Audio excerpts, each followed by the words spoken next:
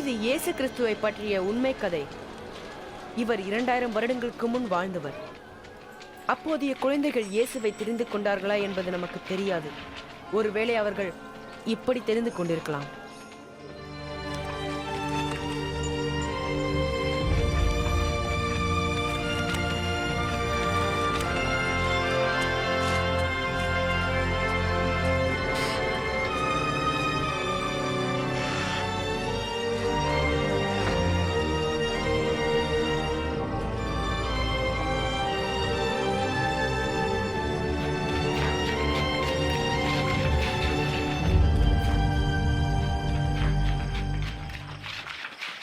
உன்னை யாராவது பார்த்தார்களா? இல்லை, என்னையும் பார்க்கவில்லை. உன்னை?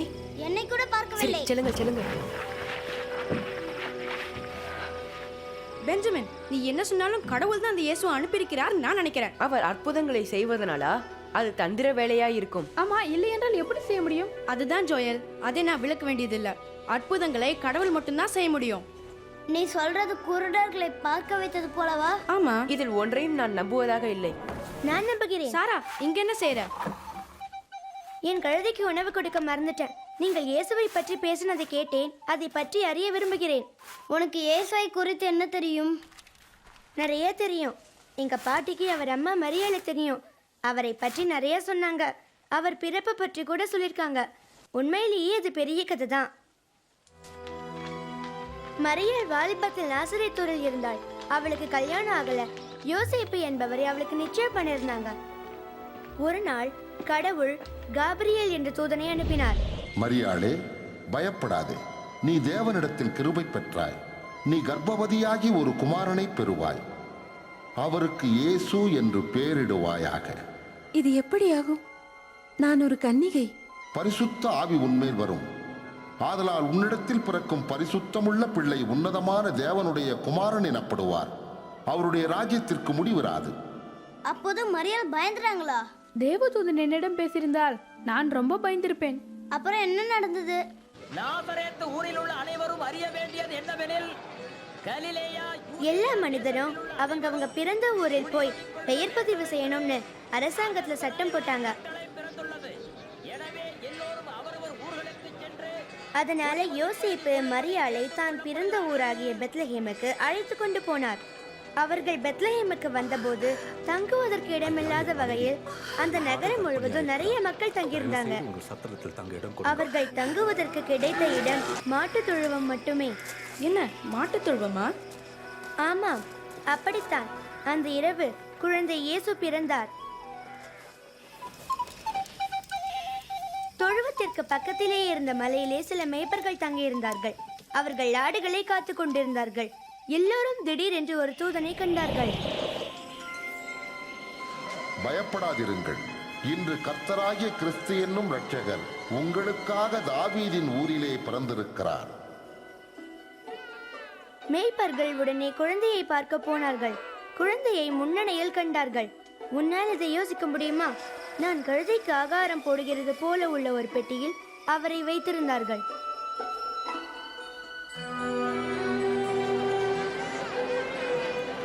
சில நாட்களுக்கு பிறகு யோசேப்பும் மரியாளும் இயேசுவை எருசலேம் தேவாலயத்திற்கு கொண்டு சென்றார்கள். சிமியோன் என்கிற தேவ மனிதனை அங்கு சந்தித்தனர். ஆண்டவரே, உமது வார்த்தையின்படி உமது அடியேனை இப்போது சமாதானத்தோடு அனுப்பிவிடுகிறீர். இயேசுவை காண்பாய் என்று கடவுள் சிமியோனுக்கு வாக்கு பண்ணியிருந்தார். உம்முடைய இரட்சண்யத்தை என் கண்கள் கண்டது. இது தேவனால் தேர்ந்தெடுக்கப்பட்ட குழந்தை. கர்த்தர் உங்களை ஆசீர்வதிப்பாராக. மனிதர்கள் தவறாக நினைக்கிறதும் பேசுகிறதும் செய்கிறதுமான எல்லாவற்றையும் தேவன் பாவம் என்கிறார். இதற்காக இயேசு பாலகன் தேவனால் தெரிந்து கொள்ளப்பட்டவராய் வளர்ந்து மக்களின் அனைத்து பாவங்களையும் மன்னிப்பார். இயேசு குழந்தையாக இருந்தார். இப்போது மனிதனாய் இருக்கிறார். ஒரு பையனாக இருக்கவில்லையா? நிச்சயமாக. அவருடைய 12வது வயதில் யோசேப்பும் மரியாளும் அவரை எருசலேமுக்கு கொண்டு வந்ததாக எங்க பாட்டி சொன்னாங்க.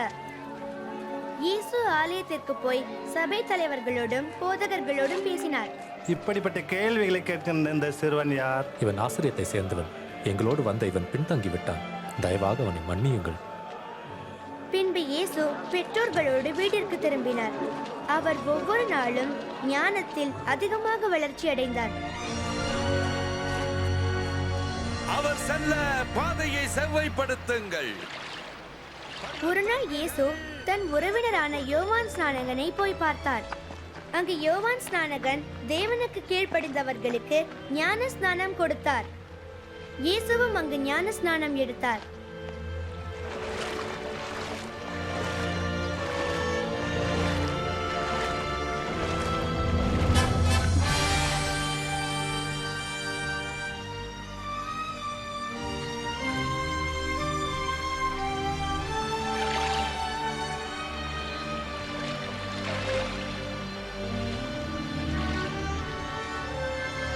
அப்போது அங்கிருந்தவர்கள் வானத்திலிருந்து வந்த தேவ சத்தத்தை கேட்டனர்.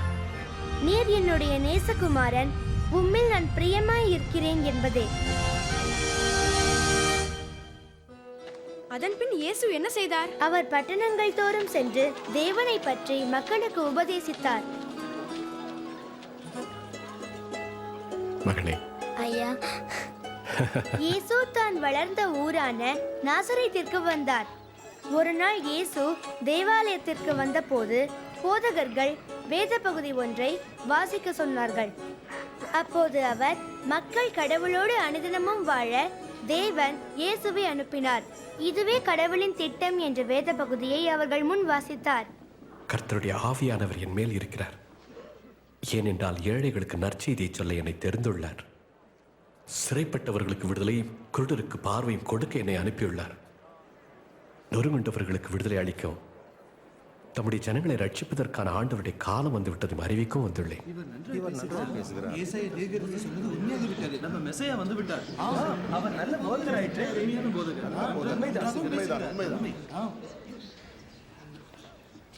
வாசிக்க கேட்ட இந்த வேத வாக்கியம் இன்றைய தினம் நிறைவேறிற்று. என்ன வேத வாக்கியம் நிறைவேறியதா? நான் உங்களுக்கு சொல்லுகிறேன், தீர்க்கதரிசி ஒருவரும். ஆனா கதை இன்னும் முடியல. இயேசுவோ கலிலேயா கடற்கரைக்கு சென்றார். படகை இன்னும் ஆழமான எடுத்து கொண்டு போங்கள், நீயும் உன்னுடைய நிற்பவர்கள் மீன் பிடிக்கும்படி வலை போடுங்கள். ஓ ஆண்டவரே, இரவு முழுவதும் நாங்கள் பிரயாசப்பட்டோம், ஒன்றும் அகப்படவில்லை. ஆனாலும் உமது வார்த்தையின்படியே நான் வலையை போடுகிறேன். யோவான், யாக்கோப்,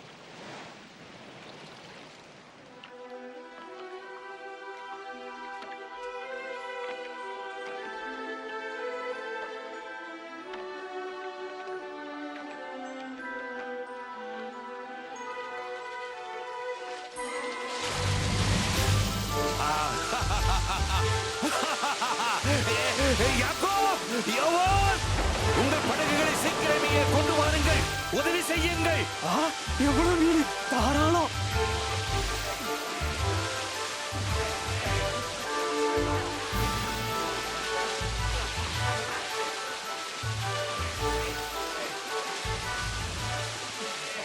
அதன் பிறகுதான் பேதுரு இயேசு தேவகுமாரன் என்று புரிந்து கொண்டிருப்பான் என்று நினைக்கிறேன். பேதுரு அநேக தவறுகள் செய்திருந்ததால் இயேசுவிடம் வர மிகவும் பயந்தான். பரிசுத்தராகிய இயேசு தன்னை போன்ற பாவ மனிதர்களை ஏற்றுக்கொள்வாரா என்று கலங்கினான். அவனால் அதை புரிந்து கொள்ள முடியவில்லை.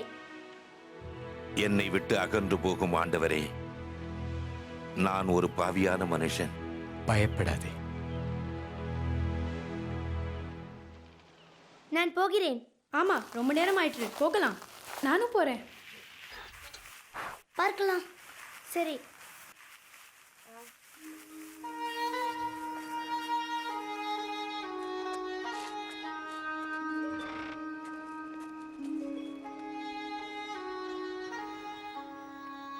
நீ எங்க போயிருந்த பெஞ்சமின்? நண்பர்களோட போயிருந்தியா? ஆமாப்பா. காலை பங்க இருந்தானா? ஆமாப்பா. அந்த பையனோட இருக்க வேண்டாம்னு நான் எத்தனையோ முறை உன்கிட்ட சொல்லியிருக்கேன். கேளுங்கப்பா. அவனுடைய அப்பா இயேசுவை பற்றிய பொய்க்கதைகளை நம்புவார்னு உனக்கு தெரியாதா?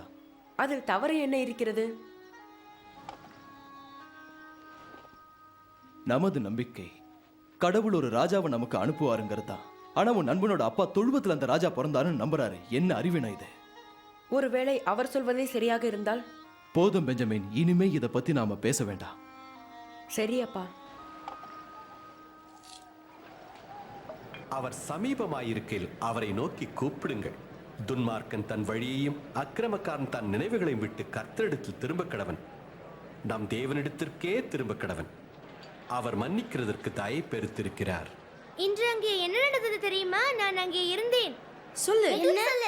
இயேசு தேவாலயத்தில் மக்களுக்கு கடவுளின் அன்பை பிரசங்கித்தார். அங்கே நிறைய கூட்டம் உள்ளே இருந்தது. வெளியேயும் நிறைய மக்கள் காத்துக்கிட்டு இருந்தாங்க. எல்லோரும் அவரை பார்க்க விரும்பினாங்க. இயேசுவே, இயேசுவே, என் ஒரே மகளை காப்பாற்ற வாரும், இரக்கம் காட்டும். அவளுக்கு 12 வயதாகிறது. அவள் மரண வேதனைப்படுகிறாள். தயவு செய்து வாரும். எவ்வீருவே, நான் வருகிறேன். அவரை விட்டு இயேசுவே, உன் மகள் மரித்து போனாள். போதகரை வருத்தப்படுத்த வேண்டாம். பயப்படாதே, விசுவாசமாயிரு, அவள் குணமடைவாள்.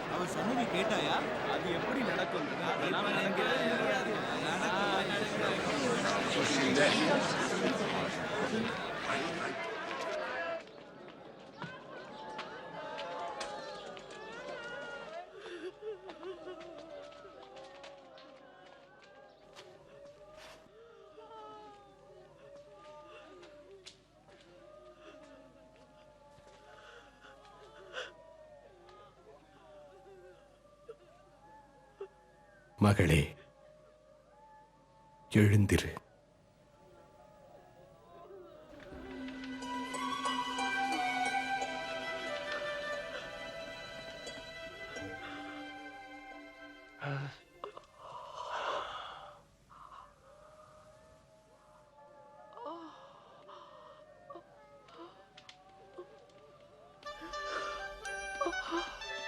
அவளுக்கு சாப்பிட ஏதாவது கொடுங்கள்.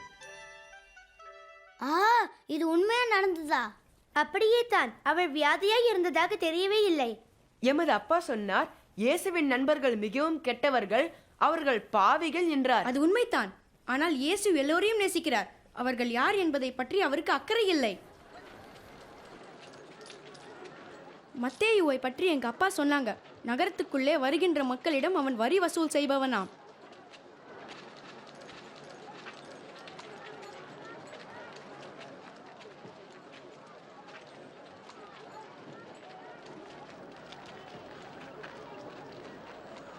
என்னை பின்பற்றி வா.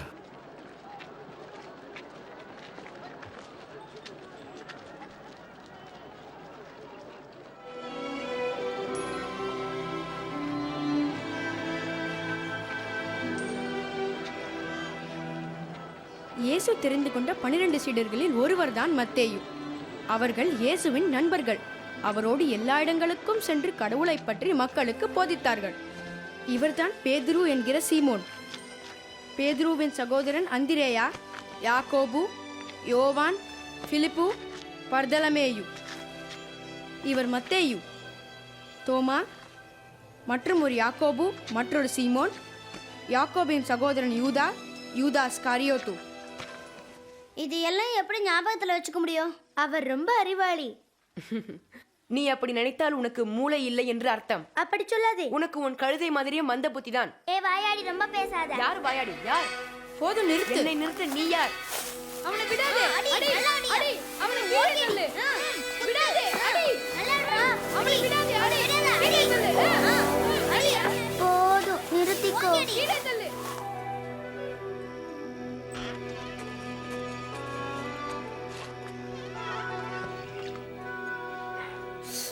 தொடாதீர்கள். மருந்து போடாம இருந்தா இன்னும் வலிக்கும். என்னாச்சு? அவன் சண்டை போட்டான். நான் உங்ககிட்ட கேட்கலையே. மன்னிச்சிடுங்க. நான் காலை போடு சண்டை போட்டேன். அவர்கள் இயேசுவை பத்தி பேசினாங்க. சாரலுடைய தொழுவத்துல எப்போது சந்திப்பாங்க. இயேசுவை பத்தி பேசுறதுனால ஒரு நன்மையும் வரப்போறது இல்ல. அவர் நம்ம ராஜாவும் இல்ல, ஆக போறதும் இல்ல. ஆனால் அப்பா, அவர்தான் தேவகுமாரன் என்று நான் நினைக்கிறேன். போதும், நிறுத்து.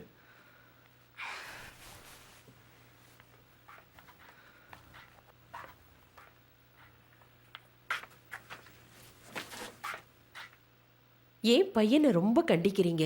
நான் அப்படி நினைக்கல. ஆனா சீக்கிரம் பலன் கிடைச்சிரும். அந்த இயேசுவோட சீடர்கள்ல ஒரு துரோகி இருக்கான்னு நான் கேள்விப்பட்டேன். அது உண்மையா இருந்தா இந்த பிரச்சனைகள் சீக்கிரம் முடிஞ்சிடும். சத்துருக்களை சிநேகியுங்கள், பகைக்கிறவர்களுக்கு நன்மை செய்யுங்கள், சபிக்கிறவர்களை ஆசீர்வதியுங்கள். நிந்திக்கிறவர்களுக்காக ஜெபம் பண்ணுங்கள்.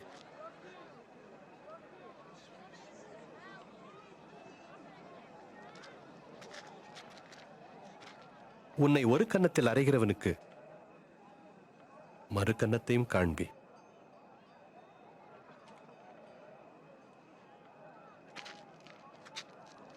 உன் அங்கியை எடுத்துக்கொள்ளுகிறவனுக்கு உன் வஸ்திரத்தையும் எடுத்துக்கொள்ள தடை பண்ணாதே. உன்னிடத்தில் கேட்கிற எவனுக்கும் கொடு. உன்னுடையதை எடுத்துக்கொள்ளுகிறவனிடத்தில் அதை திரும்ப கேளாதே. நீங்கள் பிறரிடத்தில் எதிர்பார்ப்பதை மற்றவர்களுக்கும் செய்யுங்கள். இந்த மனிதரை பற்றி நான் அறிய விரும்புகிறேன். அவர் மேசியாவாக இருப்பார் என்று நீ நினைக்கிறாயா? மேசியா என்றால் அர்த்தம் என்ன? தேவாலயத்துல இத பத்தி பேசினாங்க. மேசியா என்றால் பாவத்தை மன்னிப்பவர். வா, அவரோடு போகலாம்.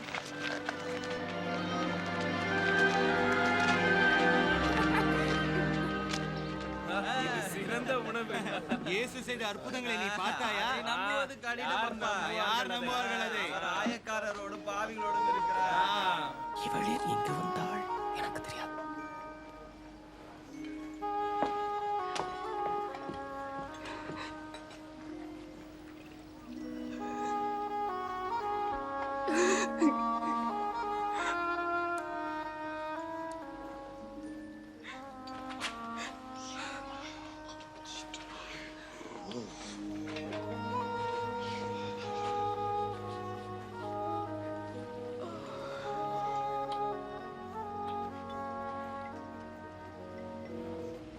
இவர் மெய்யாகவே தீர்க்கதரிசியாக இருந்தால் தம்மை தொடுகிற இவள் யார் என்றும்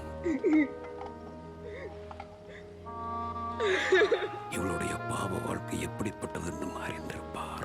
சீமோன், இந்த ஸ்திரீ யார் என்று நான் அறிவேன். உனக்கு ஒரு காரியம் சொல்ல வேண்டும். ஒருவனிடத்தில் 2 பேர் கடன்பட்டிருந்தார்கள். ஒருவன் 500 வெள்ளிக்காசும் மற்றவன் 50 வெள்ளிக்காசும். கொடுக்க அவர்களுக்கு முடியாத போது இருவருக்கும் கடனை மன்னித்து விட்டான். இப்படி இருக்க எவன் அவனிடத்தில் அதிக அன்பாயிருப்பான்? எவனுக்கு அதிகமாக மன்னிக்கப்பட்டதோ அவனே என்று நான் நினைக்கிறேன். சரியாக சொன்னாய். இந்த ஸ்திரீ பார்க்கிறாயே, நான் உன் வீட்டில் பிரவேசித்தேன். நீ என் கால்களுக்கு தண்ணீர் தரவில்லை. இவ்வளவு கண்ணீரினால் என் கால்களை நனைத்து தன் தலைமயிரினால் அவைகளை துடைத்தாள். நீ என்னை முத்தம் செய்யவில்லை. இவ்வளவு உள்ளே வந்ததிலிருந்து என் பாதங்களை ஓயாது முத்தம் செய்தாள். நீ என் தலையில் எண்ணெய் பூசவில்லை. இவ்வளோ என் பாதங்களில் பரிமள தைலம் பூசினாள். நான் உனக்கு சொல்லுகிறேன், இவள் செய்த அநேக பாவங்கள் மன்னிக்கப்பட்டது. இவள் மிகவும் அன்பு கூர்ந்தாளே. எவனுக்கு கொஞ்சம் மன்னிக்கப்படுகிறதோ அவன் கொஞ்சமாய் அன்பு கூறுவான்.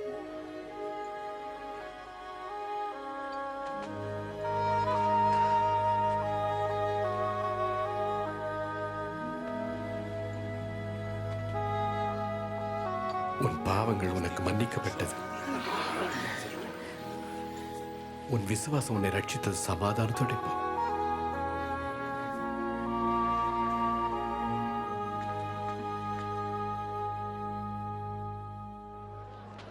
அப்பா, என்னை தூக்குங்க. தோல் மேல உட்காரு. இப்ப தெரியுதா? இயேசு தெரிகிறார். விதைப்பவன் ஒருவன் விதைக்கச் சென்றான். அவன் விதைக்கையில் சில விதைகள் பாதையில் விழுந்து மிதியுண்டன. வானத்து பறவைகள் வந்து அவற்றை தின்றுவிட்டன. சில விதைகள் கற்பாறையின் மேல் விழுந்தன. அவை முளைத்த பின் அங்கே ஈரமில்லாததால் உலர்ந்து போயின. சில விதைகள் முற்செடிகளிடையே விழுந்தன. முற்செடிகள் கூடவே வளர்ந்து நெருக்கிவிட்டன. சில விதைகள் நல்ல நிலத்தில் விழுந்து செடி வளர்ந்து 100 மடங்காக பெரும் பலனை தந்தன. அந்த ஓமையின் கருத்து இதுவே. விதை என்பது தேவனுடைய வசனம். வழி அருகே விதைக்கப்பட்டவர்கள் வசனத்தை கேட்கிறவர்களாய் இருக்கிறார்கள். அவர்கள் விசுவாசித்து ரட்சிக்கப்படாதபடிக்கு பிசாசு அவ்வசனத்தை அவர்கள் இருதயத்திலிருந்து எடுத்து போடுகிறான். கற்பாறையின் மேல் விதைக்கப்பட்டவர்கள் கேட்கும்போது சந்தோஷத்துடனே வசனத்தை ஏற்றுக்கொள்கிறார்கள். ஆயினும் தங்களிலே வேர்கொள்ளாதபடியால் கொஞ்சம் காலம் மாத்திரம் விசுவாசித்து சோதனை காலம் வரும்பொழுது பின்வாங்கி போகிறார்கள். முள்ளுள்ள இடங்களில் விதைக்கப்பட்டவர்கள் வசனத்தை கேட்கிறவர்களாயிருக்கிறார்கள். கேட்டவர்கள் பிரபஞ்சத்திற்குரிய கவலைகளினாலும் ஐஸ்வர்யத்தினாலும் சிற்றின்பங்களினாலும் நெருக்கப்பட்டு பலன் கொடாதிருக்கிறார்கள். நல்ல நிலத்தில் விதைக்கப்பட்டவர்கள் வசனத்தை கேட்டு அதை உண்மையும் நன்மையுமான இருதயத்திலே காத்து பொறுமையுடனே பலன் கொடுக்கிறவர்களாயிருக்கிறார்கள்.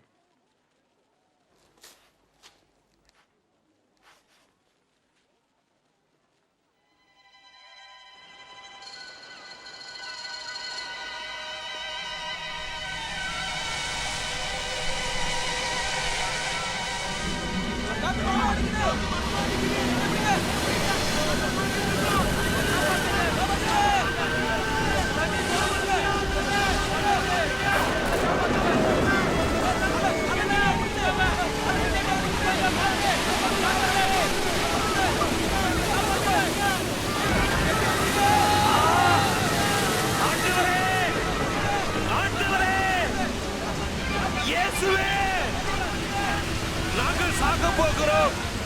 அலைகள் எங்களை மூழ்கடிக்கின்றன. நாங்கள் மூழ்கி விடுவோம். காப்பாற்றும் ஆண்டவரே, காப்பாற்றும்.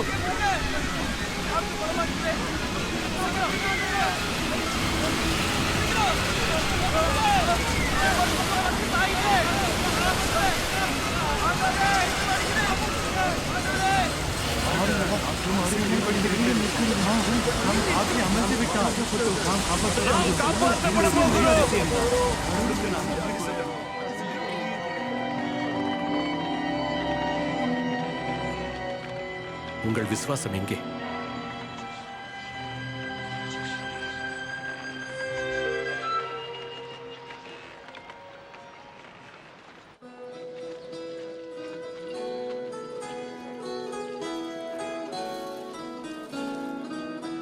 எனக்கு இது ரொம்ப பிடிக்கும். இதனுடைய விலை என்ன? நாத்தான், இயேசு வருகிறதை கேள்விப்பட்டாயா? அவர் எங்கே வருகிறாரா? இங்கே பக்கத்தில் வந்திருக்கிறார். வா போகலாம்.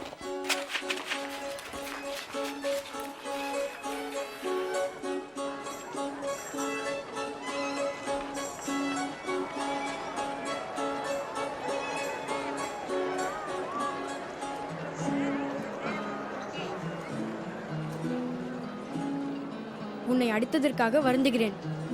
மன்னிப்பாயா?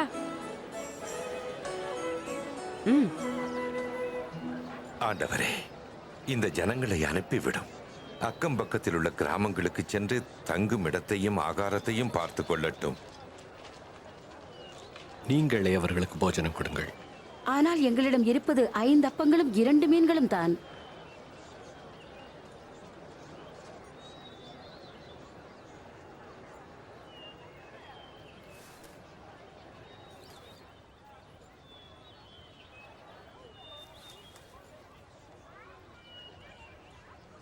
தேவனாகிய கர்த்தாவே, சர்வலோக ராஜா, பூமியிலிருந்து பலனை விளைய செய்கிறவரே, உமக்கே மகிமை உண்டாவதாக.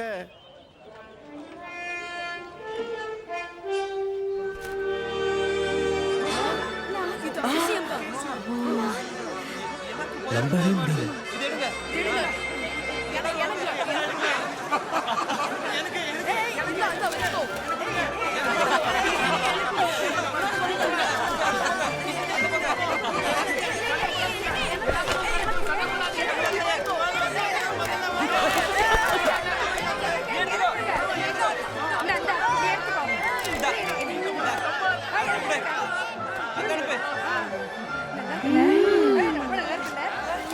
இயேசு தேவகுமாரன் என்பதை ஏன் நம்பாமல் இருக்கிறாய்?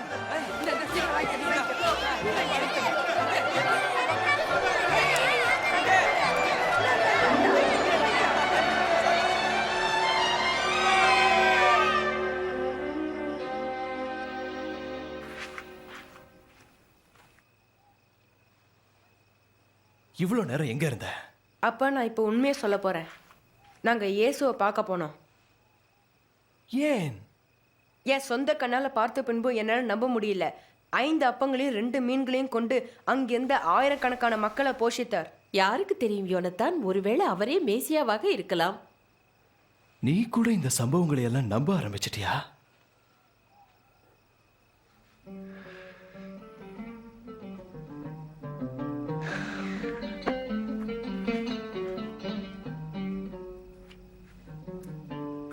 நாங்கள் என்ன செய்ய வேண்டும்? நியாயப்பிரமாணத்தில் என்ன எழுதியிருக்கிறது? நீ வாசித்திருக்கிறது என்ன? உன் தேவனாகிய கர்த்தரிடத்தில் உன் முழு இருதயத்தோடும் முழு ஆத்மாவோடும் முழு பலத்தோடும் முழு சிந்தையோடும் அன்பு கூர்ந்து உன்னிடத்தில் அன்பு கூறுவது போல் பிறனிடத்தில் அன்பு கூறுவாயாக. சரியாய் சொன்னாய். அப்படியே செய், பிழைப்பாய். எனக்கு பிறன் யார்? ஒரு மனுஷன் எருசலேமிலிருந்து எரிகோவுக்கு போகையில் கள்ளர் கையில் ஆகப்பட்டான். அவன் வஸ்திரங்களை உரிந்து கொண்டு அவனை காயப்படுத்தி குற்றீராக விட்டு போனார்கள்.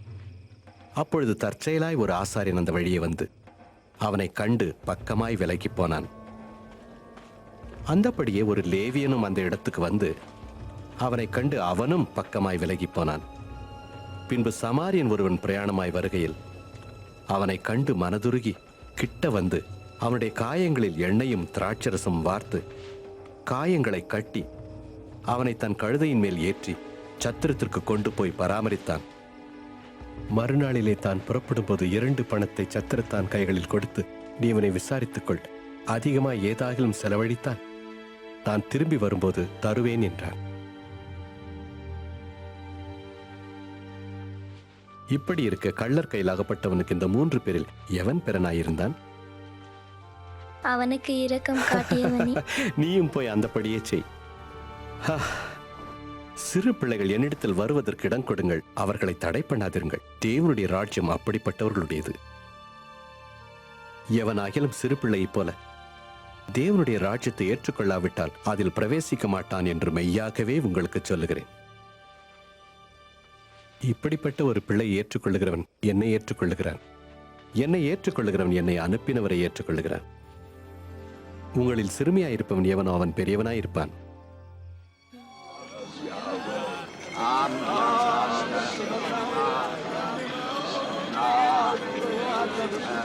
ஐயா, என்ன நடக்கிறது இங்கே? யார் போவது? நஸ்ரேனாகிய இயேசு இந்த வழியை கடந்து போகிறார். இயேசுவே, தாவீதின் குமாரனே, எனக்கு கருணை செய்யும். நிச்சயம் செய்வார். அவரை நம்பு. நிச்சயம் அவரை நம்பலாம். தப்பே கிடையாது. நான் உனக்கு என்ன செய்ய வேண்டும்? நான் பார்க்க விரும்புகிறேன்.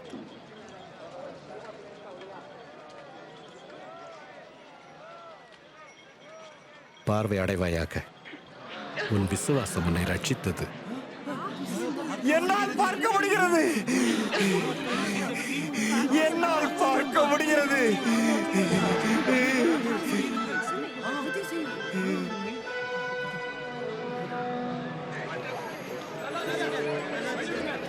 இவர் மெய்யாகவே ஒரு தீர்க்கதரிசி.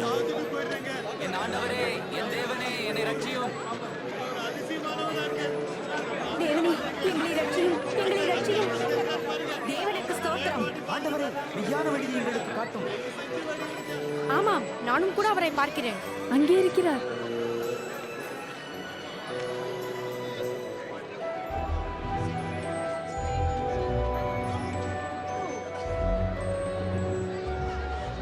ஏன் அவர் மரத்திலே ஏறுகிறார்? அவன் குள்ளன், அவனால பார்க்க முடியல. சகேயுவே, சீக்கிரமா இறங்கி வா. இன்றைக்கு நான் உன் வீட்டில் தங்க வேண்டும். என் வீட்டிலா? அவனுடைய வீட்டில் யார் தங்க விரும்புவார்கள்? இயேசுவே சகேயுவுக்கு எப்படி தெரியும்?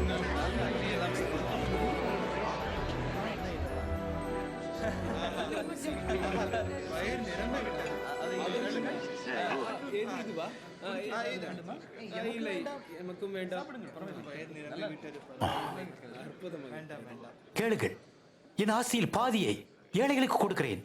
நான் யாரிடமாவது அநியாயமாய் எதையாயிலும் வாங்கியிருந்தால் நாளத்தனையாக திரும்ப கொடுத்து விடுவேன்.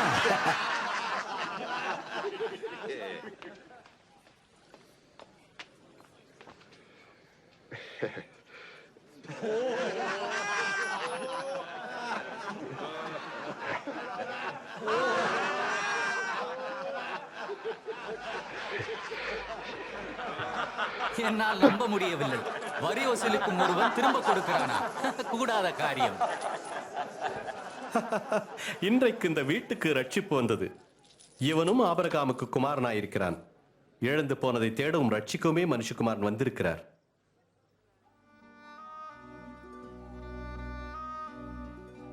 கேளுங்கள்.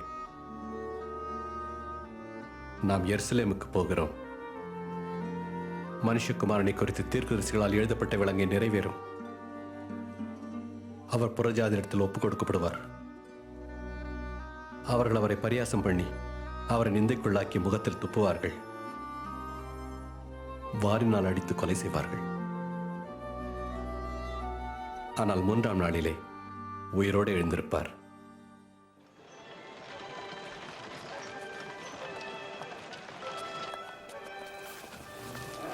ஹாய் சாரா. ஹாய். ஹாய். ஹே, இந்த இடம் ரொம்ப வித்தியாசமா இருக்கே. ஆமா, சாராளின் கழுதையை காணும். எங்கேயும் காணாம போகலை. யாராவது உபயோகப்படுத்திக் கொண்டிருப்பார்கள். யாருக்கு வேண்டும் அந்த உதவாத கழுதை?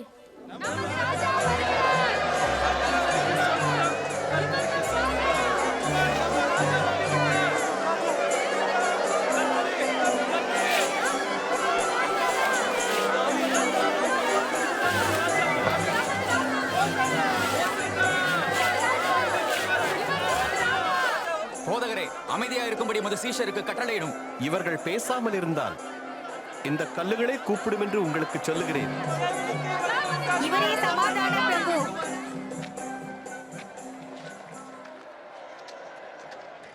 ஐந்து, 6, 7, 8, 9, 22, 23, 20.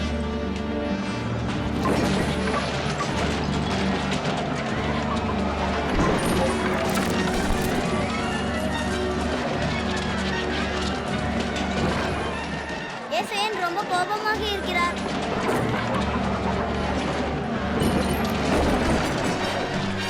அவங்க தேவாலயத்தில் தேவனை தொழுது கொள்ளாமல் அதை வியாபார ஸ்தலமாக்கினார்கள். என்னுடைய வீடு ஜெப வீடாய் இருக்கிறது என்று எழுதியிருக்கிறது. நீங்களோ அதை கள்ளர் குகையாக்கினீர்களே. அவனை மிருகங்களை துரத்த வருகிறான். நிறுத்துங்கள், அவனை நிறுத்துங்கள்.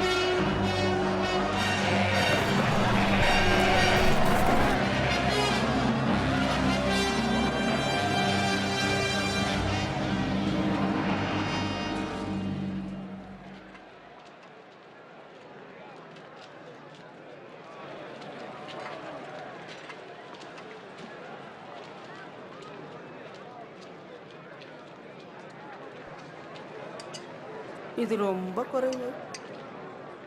இதை விட அதிகமாக உன்னால் கொடுக்க முடியாதா? நான் சொல்லுகிறேன், இந்த ஏழை விதவை மற்றெல்லாரை பார்க்கிலும் அதிகமாய் கொடுத்தாள். அவர்கள் எல்லாரும் தங்கள் பரிபூரணத்திலிருந்து எடுத்து தேவனுக்கென்று காணிக்கை கொடுத்தார்கள். இவளோ தன் வறுமையிலிருந்து தன் ஜீவனத்துக்கு உண்டாயிருந்ததெல்லாம் கொடுத்து விட்டாள். போதகரே, நீர் சொல்லுவதும் போதிப்பதும் நியாயம் என்று எங்களுக்கு தெரியும். முகதாட்சிணியம் இல்லாமல் மனிதனுடைய தகுதியை மதிப்பதில்லை என்றும் அறிவோம். ஆனால் நீர் தேவ சித்தம் என்னதென்று போதிக்கிறீர். நீர் சொல்லும், நாங்கள் ரோமராயனுக்கு வரி செலுத்துவது சரியானதா தவறானதா? இதில் எது நியாயம்? ஆண்டவரே, கவனமாயிரும், அவன் தந்திரசாலி. ஒரு வெள்ளி நாணயத்தை காண்பியுங்கள். ஒரு வெள்ளி நாணயமா?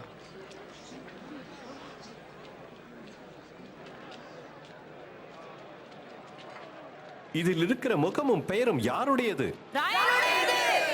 அப்படியானால் ராயனுடையதை ராயனுக்கு கொடுங்கள், தேவனுடையதை தேவனுக்கு கொடுங்கள்.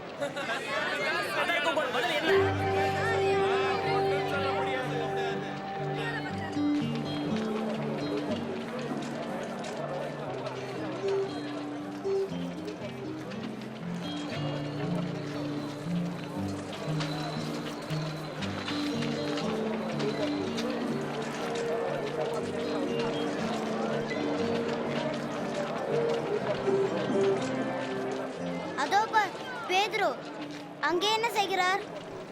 பஸ்கா பண்டிகைக்கு ஆகாரம் வாங்குவது போல தெரிகிறது.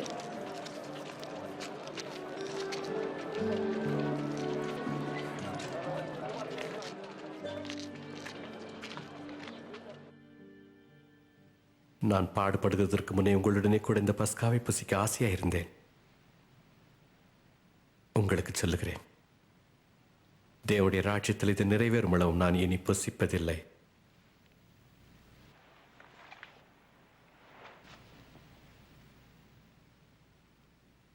என் தேவனாகிய கர்த்தாவே, சர்வலோக ராஜா, திராட்சை செடியிலிருந்து கனியை கொடுப்பவரே நீர் வல்லவர்.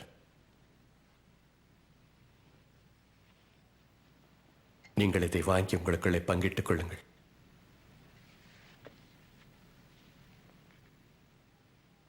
என் தேவனாகிய கர்த்தாவே, சர்வலோக ராஜா, பூமியின் பலனில் அப்பத்தை தருபவரே நீர் வல்லவர்.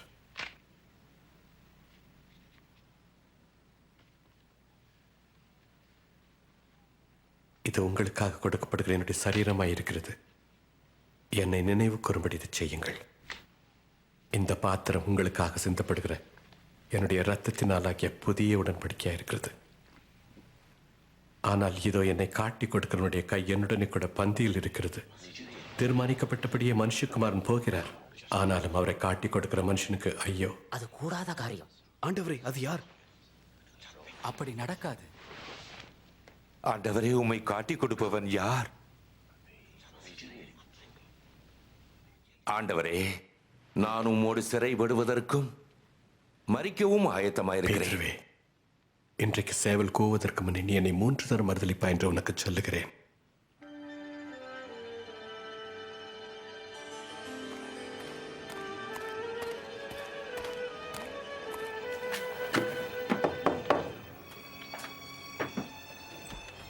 ஆலோசனை சங்கம் தீர்மானித்துள்ளனர்.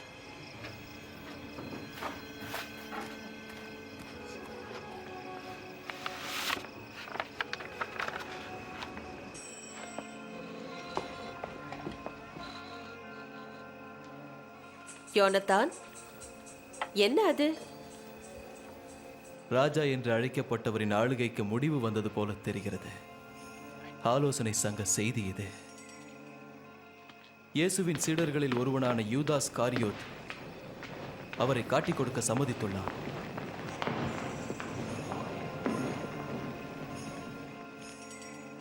எப்படி பேசி இதற்கு அவனை சம்மதிக்க வைத்தார்கள்? ரொம்ப செலவில்லை, 30 வெள்ளிக்காசு மட்டும். இன்றிரவு அவரை கைது செய்து தப்ப விடாதபடி அடைக்கப் போகிறார்கள். இல்ல, வேண்டாம், செய்யாதீங்க.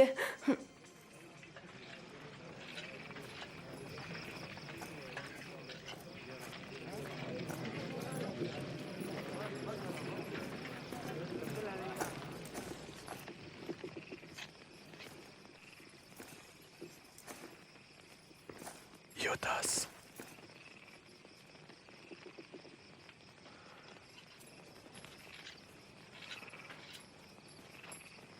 மனுஷகுமாரனை முத்தத்தினால காட்டி கொடுக்கிறாய். ஆண்டவரே, பட்டயத்தில் நாம் வெட்டுவோமா? இவனை கைது செய்யுங்கள். போதும், நிறுத்துங்கள்.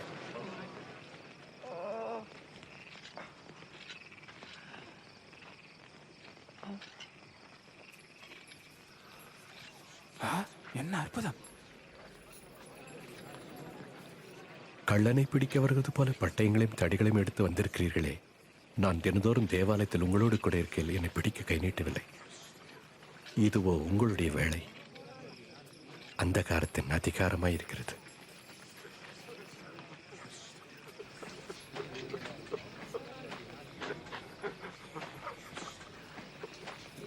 அவனை கைது செய்யுங்கள்.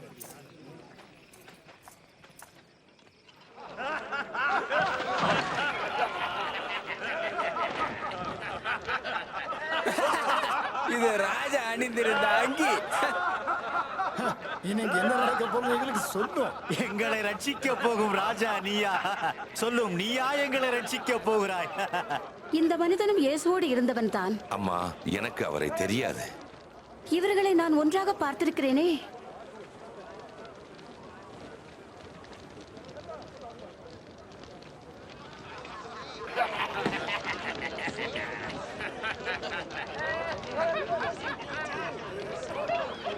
நீயும் அவர்களில் ஒருவன் தானே? நான் இல்லவே இல்லை.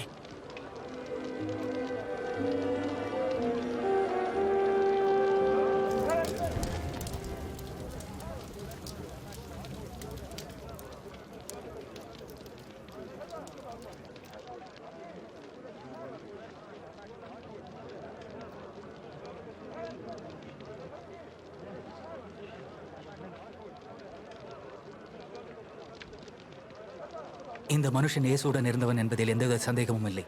அதுவும் இவன் கலிலேயனாக இருக்கிறான். ஏய் நீ போ. நீ என்ன சொல்லுகிறாய் என்றே எனக்கு புரியவில்லை.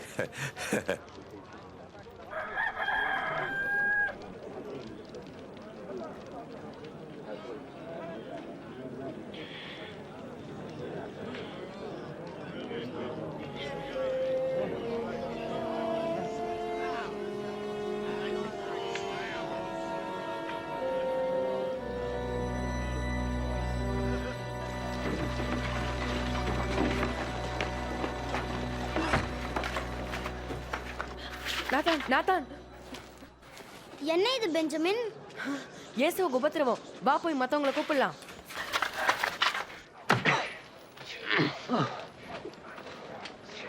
உன்னை அடித்தது யார் சொல்லு. உன்னை அடிக்கப் போவது யார் என்று தீர்க்க தரிசனமாக சொல்லு. நிறுத்துங்கள், நான் சொல்லுகிறேன் நிறுத்துங்கள். இவனை ஆலோசனை சங்கத்திற்கு அழைத்து வாருங்கள். எழுந்திரு.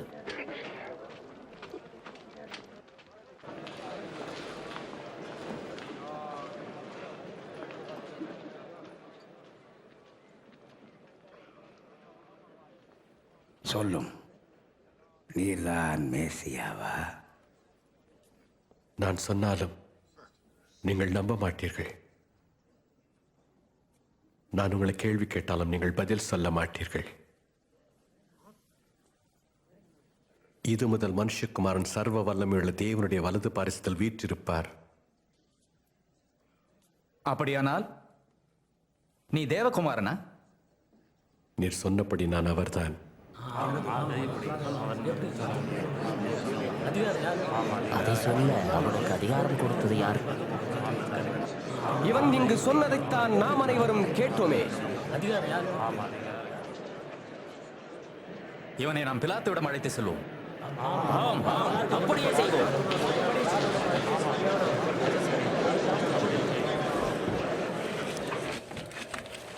இயேசுவை பொந்து பிலாத்துவிடம் கொண்டு போறாங்க. பொந்து பிலாத்தா அவன் கொடூரமான ரோமன் அதிகாரி அல்லவா? அவன் ஆயிரக்கணக்கான மக்களை சிலுவையில் தொங்க வைத்து கொலை செய்தவன் அல்லவா?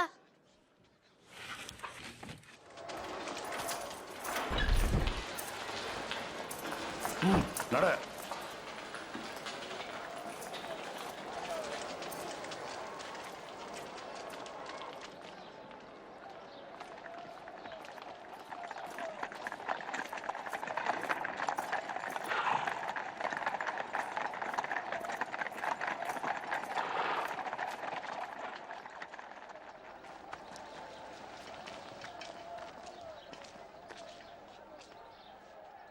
இந்த அதிகாலை நேரத்தில் இங்கு உங்களுக்கு என்ன வேண்டும்? இவன் ஜனங்கள் மத்தியில் கலகம் செய்ததால் பிடித்து வந்தோம். இவன் தேவாலய சந்தையிலே கலகம் உண்டாக்கினான். இவனுக்கு என்ன தண்டனை கொடுக்க போகிறீர்? அவனை தண்டியும். இந்த மனுஷனை தண்டிக்க இவனிடத்தில் நான் ஒரு குறையும் காணவில்லை. இவன் குற்றவாளி என்று நாங்கள் கண்டுபிடித்தோம். ராயனுக்கு வரி கொடுக்க வேண்டாம் என்றும், தன்னையே மேசியா என்றும், தான் ஒரு ராஜா என்றும் சொல்லுகிறான். ராஜா? அதுவும் நீ யூதருடைய ராஜாவா? நீர் சொல்லுகிறபடியே. இவன் கலிலேயா நாடு தொடங்கி இப்போது இங்கேயும் வந்து விட்டான். கலிலேயாவிலா? இந்த மனிதன் கலிலேயனா? அப்படி என்றால் இவனை நாம் ஏரோதிடமே ஒப்படைப்போம். அவன் இன்னும் எருசலேமில் இருக்கிறான் அல்லவா? ஏரோதிடமே கொண்டு போங்கள்.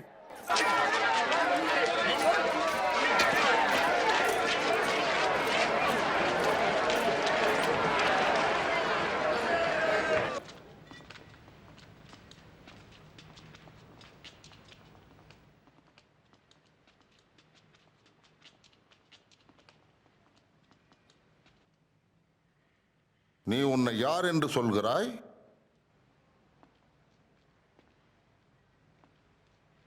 நீ சீஷர்கள் என்று அழைப்பவர்கள் யார்?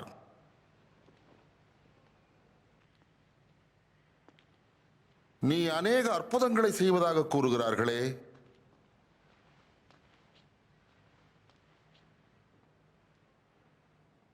எங்கே? எனக்கும் ஒன்று செய். எங்கள் அரசே, இவன் ஜனங்களை ஏமாற்றி வசப்படுத்தி தன் பட்சமாக்கிக் கொண்டு தன்னை ஒரு ராஜா என்கிறான். இந்த மனுஷனா ராஜாவா?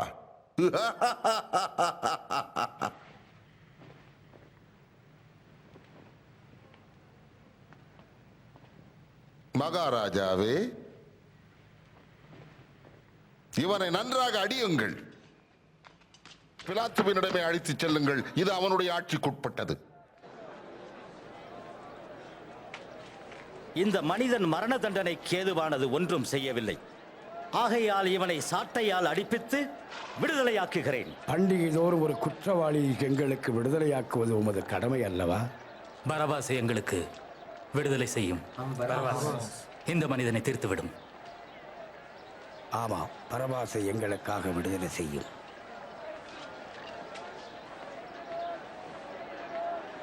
அவரை சிலுவையில் அறையுங்கள். நீங்கள் இவனை சாட்டையால் அடியுங்கள்.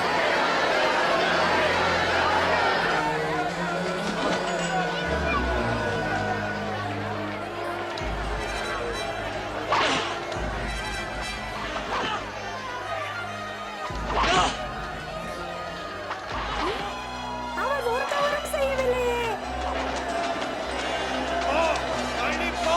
இங்கிருந்து போ, வழி விடுங்க.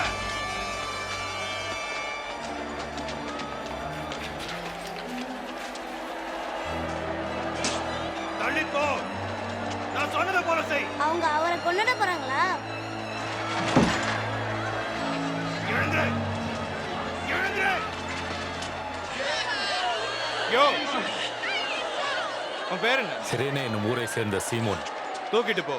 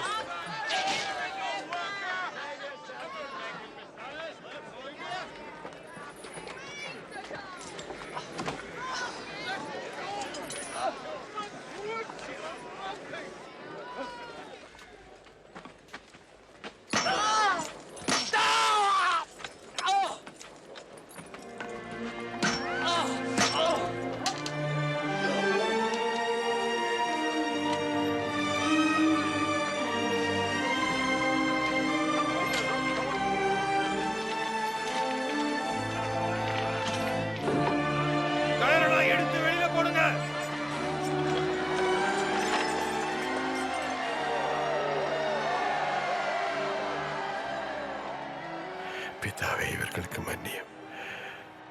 தாங்கள் செய்வது என்னதென்று அறியாதிருக்கிறார்களே.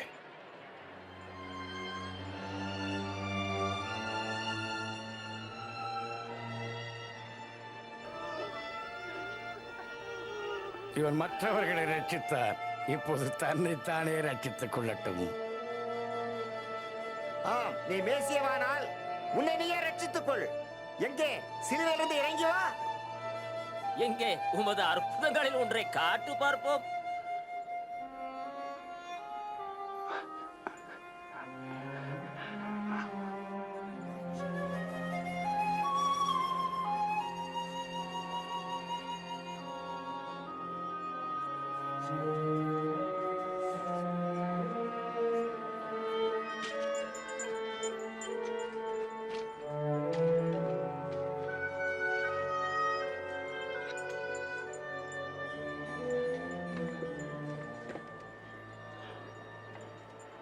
அதுல என்ன எழுதி இருக்கு? யூதருக்கு ராஜா என்பதே. இயேசு ராஜா என்றால் அவரை ஏன் இப்படி செய்கிறார்கள்? எனக்கும் புரியல.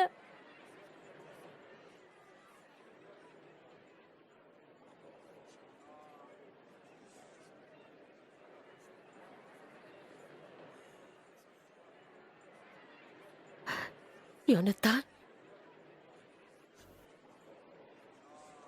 நீங்க என்ன நினைக்கிறீங்க?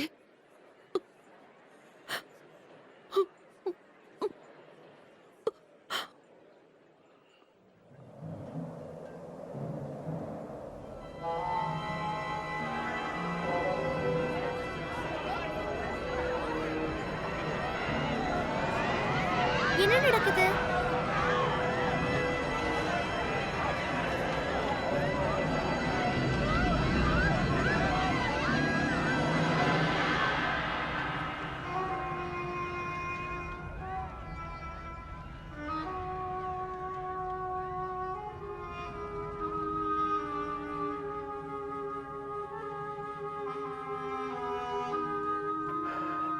பிதாவே,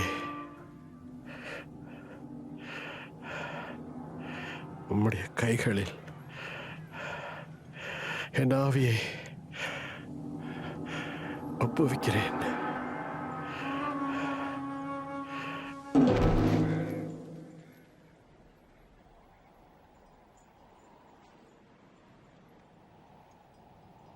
போதகருக்கு கல்லறையை நான் ஆயத்தப்படுத்தியுள்ளேன். அவர் சரீரத்தை அங்கே நான் கொண்டு போக விரும்புகிறேன். எடுத்துக்கொண்டு போங்க.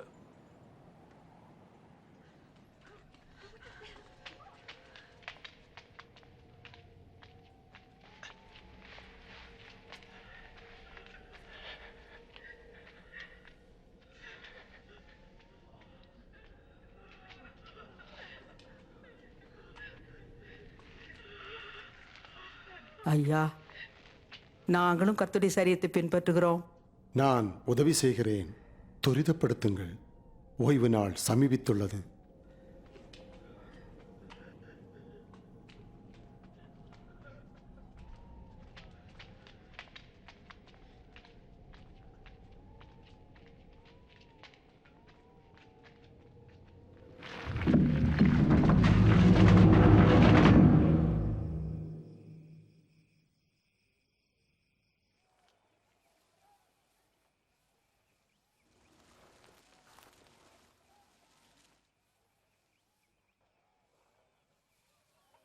இயேசுவை இனி பார்க்க முடியாது என்பதை நான் நம்பவில்லை.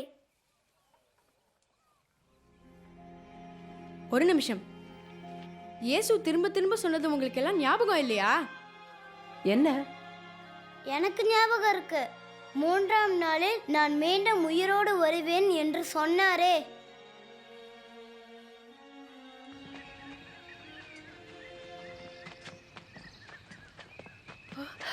பாருங்க, கல் புரட்டப்பட்டுள்ளதே.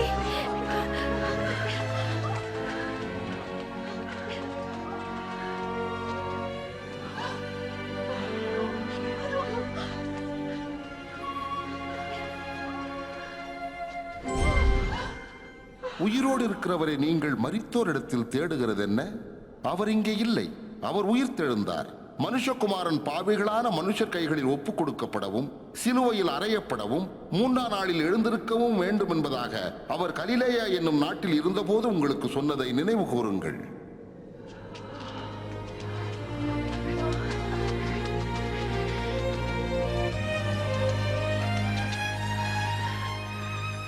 கேளுங்கள், கல் புரட்டு தள்ளப்பட்டிருந்தது. நாங்கள் உள்ளே சென்றோம். இயேசுவின் சரீரத்தை அங்கு காணவில்லை. என்ன? மேலும் 2 தூதர்கள் எங்கள் முன் தோன்றி சூரியனைப் போல் பிரகாசித்து உயிரோடு இருக்கிறவரை நீங்கள் எதற்காக மரித்தவர்கள் மத்தியில் தேடுகிறீர்கள் என்றார்கள். இது உண்மை. என்ன இது? இது உண்மையாக இருக்குமா?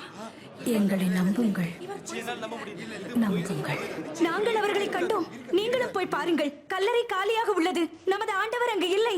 அவர் உயிர் தெழுந்தார். பேதுரு, நாங்கள் சொல்வதை நீ நம்பு.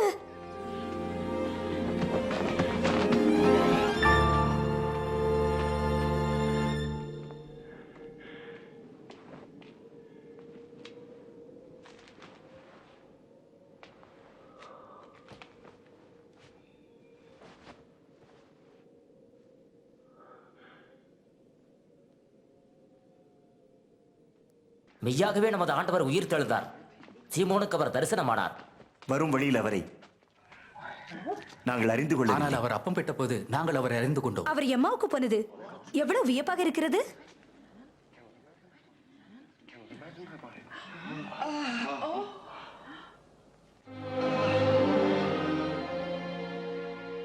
சமாதானம் உண்டாவதாக.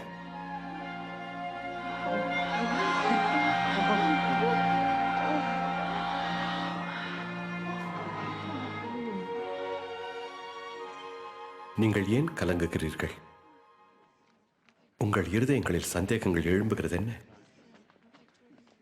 என் கைகளையும் கால்களையும் பாருங்கள். நான் தான் என்று அறியும்படிக்கு என்னை தொட்டு பாருங்கள். நீங்கள் காண்கிறபடி எனக்கு மாம்சம் எலும்பு உண்டாயிருக்கிறது போல ஒரு ஆவிக்கிறாதே. நான் உங்களோடு இருந்தபோது உங்களுக்கு சொன்ன விசேஷம் இதுவே. மோசேயின் நியாயப்பிரமாணத்திலும் தீர்க்கதரிசன ஆகமங்களிலும் சங்கீதங்களிலும் என்னை குறித்தவைகள் யாவும் நிறைவேற வேண்டியதே. எழுதியிருக்கிறபடி கிறிஸ்து பாடுபட்டு மரித்து 3ஆம் நாளில் மரித்தோரிலிருந்து எழ வேண்டியதாயிற்று.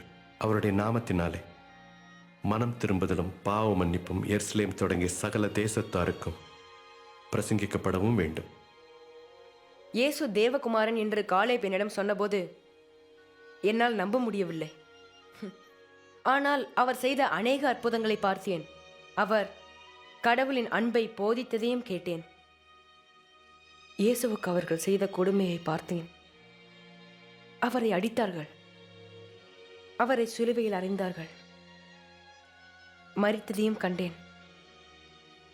சிலுவையிலிருந்து அவர் சரீரத்தை இறக்கி சுமந்ததை கண்டேன். இயேசுவை மறுபடியும் நான் பார்ப்பேன் என்று நினைக்கவில்லை. ஆனால் ஒரு அதிசயம் நடந்தது. தேவன் தான் சொன்னதை செய்தார். இயேசுவை திரும்ப உயிரோடு எழுப்புவேன் என்று சொன்னார். வேதம் சொல்லுகிறது, இயேசுவை தேவகுமாரன் என்று விசுவாசிக்க வேண்டும். எப்போதும் அவரோடு பரலோகத்தில் வாழ்வோம். நான் அதையே செய்வேன். அதுவே மகிழ்ச்சி.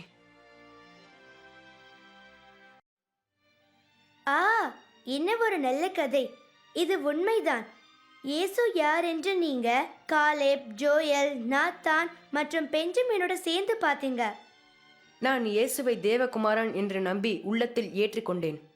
அவர் என்னில் வந்ததை அறிவீர்கள். இப்போது நீங்கள் தீர்மானம் எடுக்கும் நேரம். இந்த இயேசுவை ஏற்றுக்கொள்ள உங்களுக்கு விருப்பமா? உங்கள் பதில் என்ன? எனக்கு எதுவும் புரியவில்லை. முதலில் என் அப்பா அம்மாவிடம் இதை பற்றி கேட்க வேண்டும். இல்லை, நான் அதற்கு தயாராக இல்லை. அல்லது உங்கள் பதில் ஆம் என்றால், இயேசு என் உள்ளத்தில் வர இப்போதே அழைக்கிறேன். இயேசு என்னுடைய எல்லா பாவங்களையும் மன்னிக்கவும், நான் செய்த எல்லா தவறுகளையும் மன்னிக்க விரும்புகிறேன். நீங்கள் எப்போதும் அவரோடு வாழ விரும்புகிறீர்கள் என்றும் சொல்லுங்கள். நீங்கள் ஆம் என்று சொன்னால் உங்கள் சொந்த வார்த்தையால் அவரோடு பேசி இவ்விதமாய் ஜெபம் செய்யுங்கள். தேவனே, இயேசு உமது குமாரன் என்று நம்புகிறேன். நான் சிந்தித்த, சொன்ன, செய்த எல்லா தவறுகளுக்காக இயேசு சிலுவையில் மரித்ததற்கு நன்றி சொல்லுகிறேன். என்னுடைய எல்லா பாவங்களையும் மன்னியும். இயேசுவே, நீர் என்னோடு இருக்கவும் என்னில் நீர் வாழவும் அழைக்கிறேன். நான் எப்படி இருக்க நீர் விரும்புகிறீரோ அப்படியே என்னை மாற்றும். என் ஜெபத்தை கேட்டதற்காக நன்றி. இந்த ஜெபத்தை இப்போதே ஜெபிக்கிறீர்களா? ஆம் என்று நீங்கள் சொன்னால் இப்போதே என்னோடு ஜெபியுங்கள். நான் ஜெபிக்கும் போது நான் கூறுவதை சொல்லி என்னோடு ஜெபியுங்கள். தேவனே, இயேசு உமது குமாரன் என்று நம்புகிறேன். நான் சிந்தித்த, செய்த தவறுகளுக்காக, இயேசு சிலுவையில் மரித்ததற்காக உமக்கு நான் நன்றி சொல்கிறேன். என்னுடைய எல்லா பாவங்களையும் மன்னியும். இயேசுவே, நீர் என்னோடு இருக்கவும் என்னில் வாழவும் அழைக்கிறேன். நான் எப்படி இருக்க விரும்புகிறீரோ அப்படியே மாற்றும். ஜெபத்தை கேட்டதற்காக நன்றி. ஆமென். தேவன் அவரது வார்த்தையின்படியே உங்களை நேசித்து மன்னிக்கிறார் என்றும் உங்களில் இருக்கிறார் என்றும் நம்புங்கள். இவ்விதமாக ஜெபித்து அவரை ஏற்றுக்கொண்டதுண்டானால் மற்றவர்களுக்கும் உங்கள் பெற்றோர்களுக்கும் இதை சொல்லுங்கள். உங்கள் வாழ்க்கையில் ஒரு பெரிய தீரச் செயலை ஆரம்பித்துள்ளீர்கள். நீங்கள் இயேசுவோடும் அவருடைய பிதாவோடும் நண்பர்கள் ஆனீர்கள். இந்த 4 காரியங்கள் கடவுளை மேலும் அறிய உதவி செய்யும். தினமும் வேத புத்தகத்தை படியுங்கள். அதில் கடவுளின் அநேக வாக்குத்தத்தங்கள் உண்டு. கடவுளோடு நீங்கள் எப்போதும் எங்கேயும் எதை குறித்தும் அவரோடு பேசலாம். நண்பர்களிடம் இயேசுவை பற்றி சொல்லுங்கள். இயேசுவிடம் அன்பு கூறும் மக்களோடு ஐக்கியம் கொள்ளுங்கள். இயேசுவை பற்றிய உண்மை சம்பவத்தை சொன்னதினால் மகிழ்ச்சி அடைகிறேன். இப்போது நீங்கள் போய் மற்றவர்களுக்கும் சொல்லுங்கள்.